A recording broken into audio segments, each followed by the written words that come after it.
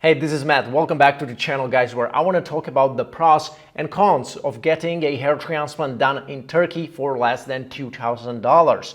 The risks and benefits of getting your hair back inexpensively in Turkey. So make sure you smash that like button right now if you are enjoying these regular hair loss and hair transplant related updates coming from me on this channel. Thank you very much for that. Thank you for the support. And before we start with the video, this video has been brought to you by GoFiber, which are hair building fibers you can use to mask any thinning or patchy areas on your scalp to make your hair look thicker and better. So make sure you check out the link in the video description below where you can visit GoFiber, get a free sample of your choice and try them out. See if you like them. Hey, this is Matt. Welcome back to the channel once again, and good to see you everybody if you are watching these videos regularly. And for all of you new watchers, you should subscribe and hit that notification bell right now, because I'm the man who's going to show you how to catch your hair loss early, how to avoid being the bald guy for life, and how to do something about your hair loss and how to bring that hair back to the next level with a hair transplant eventually if you need it. If you really want to get that best result and thick looking hairline,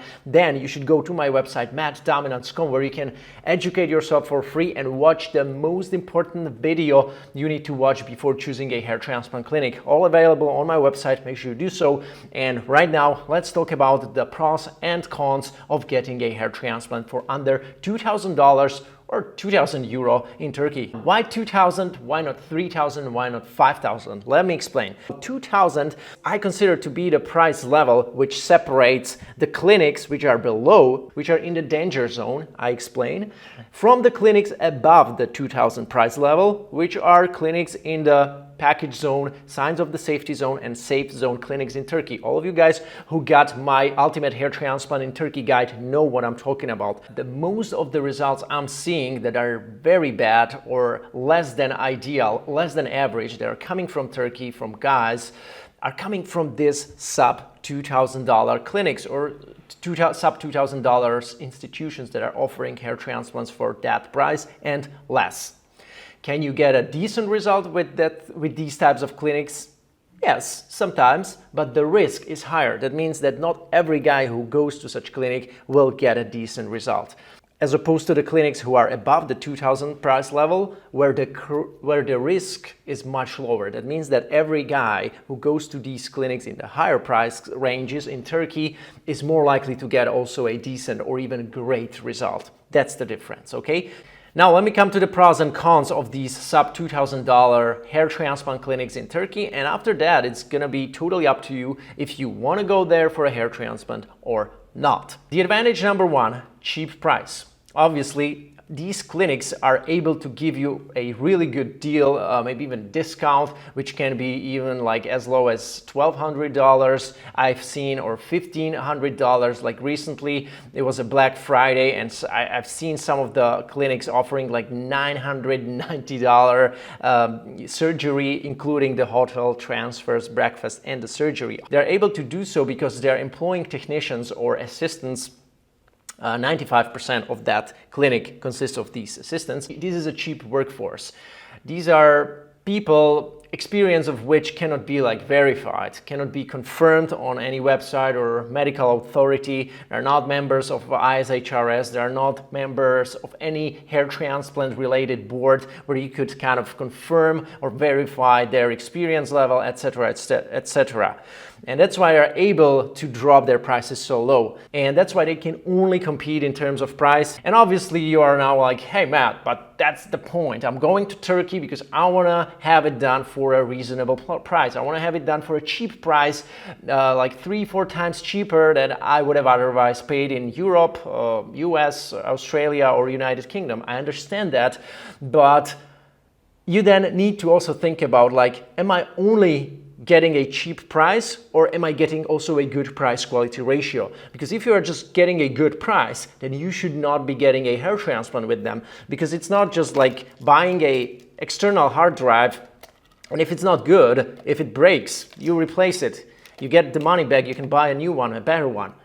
Unfortunately, most of you guys who have been watching my channel for a while know that with a hair transplant, it's not like that. You are getting one shot, usually, maybe 2 shots, And if something goes wrong, you cannot come back in time. You cannot repair the mistakes that you have done or the clinic has done in the past. So again, the lower the price, the higher the risk.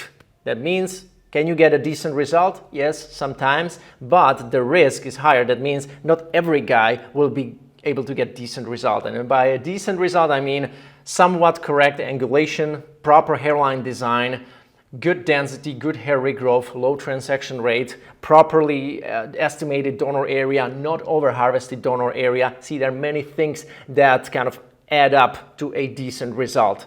So that's why not every guy will get such result with sub $2,000 clinics in Turkey. So the price was the obvious first advantage of these clinics. Another advantage of the sub $2,000 clinics is the convenience factor. The convenience. What they like to do, they like to include many other things or features in the whole package. Maybe you pay $1,800, maybe $1,700, or maybe $2,000 for the whole package, the surgery, but also things like hotel is included, things like transfer from the hotel to the clinic, to the airport.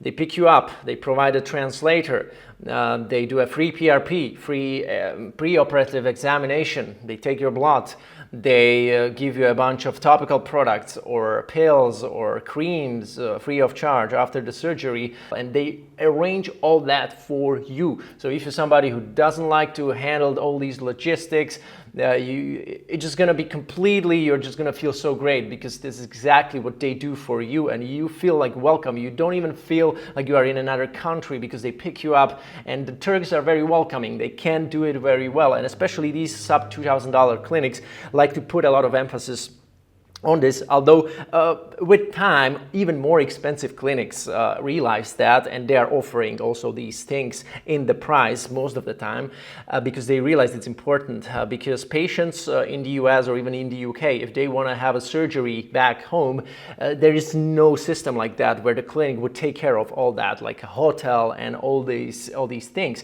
So it's very good that it's included and it doesn't cost so much money. So these clinics can handle it very well.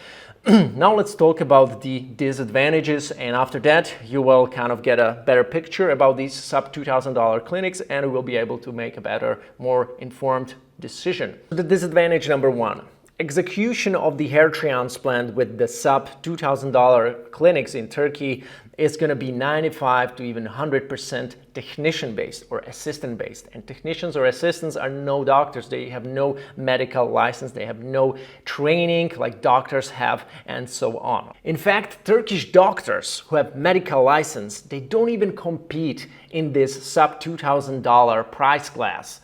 And if guys are asking such institutions if there is a doctor, or if the doctor will do the incisions, it's like, what are you thinking? It's like asking a car dealer who is selling you a car with a 50 horsepower, and you ask him, like, is that car able to speed up from 0 to 100 kilometers per hour in less than 4 seconds? Now, this low or no doctor involvement, and on the other hand, high technician involvement, is responsible for a very short consultation before the actual surgery, where, again, the doctor may not be even involved, and it's going to be just done by a technician, where not all the details, where not all the risks are being properly communicated to the patients, which can cause many mistakes, like not estimating the total capacity of the donor area properly and thus over-harvesting the donor area, restoring a hairline very low on a young patient, or doing temples, restoring temples on a young patient, accepting patients who are not candidates for temples even if they have great donor area, accepting patients who are not good candidates for surgery at all, and just doing the surgery in spite of that. Because if there is no doctor who is there, who is responsible, who can be held accountable, because his medical license could be withdrawn from him if something goes wrong, if there is no such person, that means there is even less motivation from this institution to try and create a good name, a good reputation around this doctor's name, because there is no doctor. And instead of that, they're much more likely to just see each patient as a transaction and just try to make the most amounts of these transactions in the shortest amount of time and serve as many clients as possible in the shortest amount of time, so they can make a lot of money and invest a lot of this money into marketing in the shortest amount of time possible, and that makes them grow. Not all of the technicians are bad, definitely not. In fact, for extraction, actually technicians are being utilized almost in every clinic worldwide. Even in the best clinics and best doctors realize that technicians can do the extractions as good as the doctor, even better sometimes, but it's the incisions that usually are not being done by technicians. Even the ISHRS, International Society of Hair Restoration Surgery, suggests, and one of their important guidelines is that the doctor needs to do incisions himself or herself. Incisions are crucial because they set the angulation, and they are the foundation of the naturalness of the hair transplant. And even if you place maybe double graft in the hairline here and there, it will not look as unnatural as if that double graft had been placed in an incision which had been performed incorrectly, where the angle is too high. Like a double graft in the hairline with a bad angle is way worse than a double graft in a hairline with a correct angle. It's very delicate work, it's very artistic work, and that's why it cannot be just outsourced as easily from a doctor onto a technician. And each experienced hair transplant doctor will probably agree with me on that. And most of the best doctors in the world are still performing incisions themselves in most of the best clinics from what I'm observing. Another big disadvantage I'm seeing constantly, not with all, but with many of the sub $2,000 clinics in Turkey, is bad donor area management. That means that they're either unable to properly estimate the donor area of the patient and thus harvest more than it's needed or more than the donor actually allows it for one particular session, or even if they estimate it properly, then they can still overharvest because they don't have a proper protocol how to properly homogenize the donor area of a patient with several thousands of extractions, because there was no experienced doctor who could have taught them these protocols. So they just mechanically extract as many grafts as the patient needs, but then they wonder, like, shit, we actually overharvested. And the worst thing about it is that because they don't have the medical license, they don't have a doctor who could be responsible or held accountable for that clinic as a whole, as a medical institution. Because of that, you cannot sue them from abroad. You cannot do pretty much anything, and that's the bad thing. And that's something that you need to be really cautious of.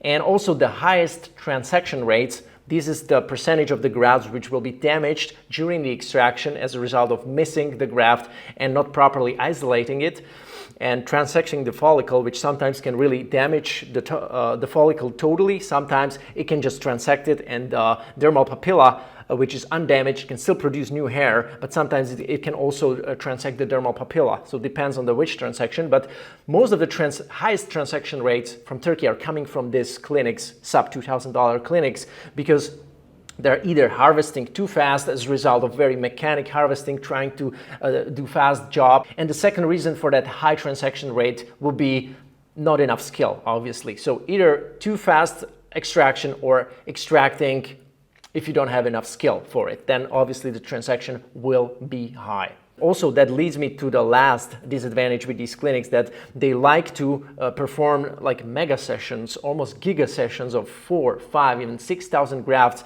extracted in one session. Sometimes they extract it in very short, maybe 3-4 hours, and they also implant it very quickly.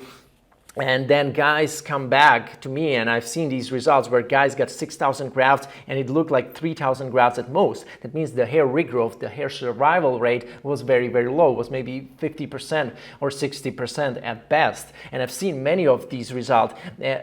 Obviously, there are also very, very experienced doctors who are doing this strategy of doing mega sessions or even giga sessions, like Dr. Zarev from Bulgaria, but he's also charging more. He's charging like €4 or €5 per graft. So you need to understand that if you want the same approach with a sub $2,000 clinic in Turkey, there will be way more risk to it, okay? So you need to understand that. Alright guys, that was it from me. Thank you so much for watching. Make sure you join our free Facebook group, Hair Transplant Experiences, with almost 4,000 members in the group. And also take advantage of my one-on-one Zoom video calls, which are meant to help you with your hair transplant decision. Just go to www.mattdominance.com/mentoring and find out why this is the best way towards getting your hair back the right way. Avoid all the mistakes and pitfalls that guys are usually getting stuck during their hair transplant research or after they have already done a surgery, regretting their decision and backwards rationalizing why they could have done this or that. You don't want that. You want to save your time, money, hours, weeks, researching the right clinic, you can find the shortcut, the secret plan with me that I can give you based on what I've seen, experienced, visited the doctors and all that during the one single call with me. It's a 60-minute call where I can give you all that and help you make the best possible decision. So that was it from me, guys. Thank you so much for watching, and I'm going to be looking forward to seeing you in another video. Take care.